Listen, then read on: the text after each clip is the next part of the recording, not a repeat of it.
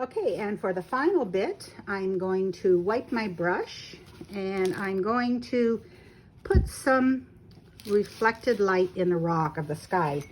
So I can remix it, or I can take a bit of this. So I want some blue just reflected here and there in the rock.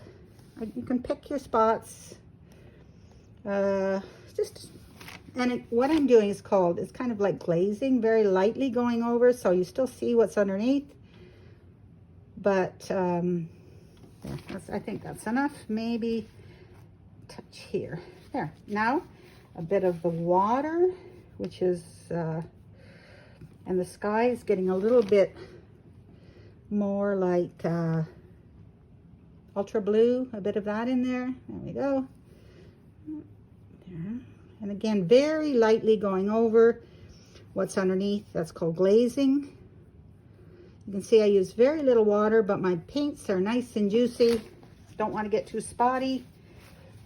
But I do see here, I definitely need some there and there. Not too much there. And put some in the water.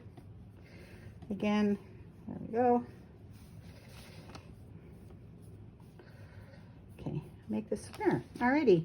And now I am going to put in a little bit of this green here and there because there is some green growth on those rocks, and besides that, the green in the trees will be lonely. So everything's connected.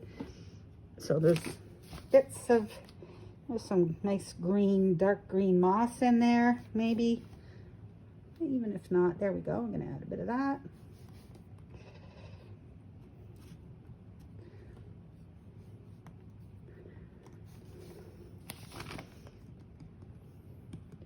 I love the way the dark red is kind of bouncing off that dark green back there too.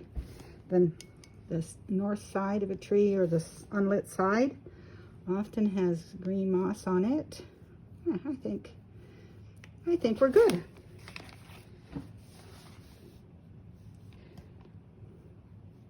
Don't overpaint, which is kind of what I'm trying to do now. I should not have taken that light out, so yeah, move it off a bit and put some of that light back. There we go. Okay, Mary, stop overpainting.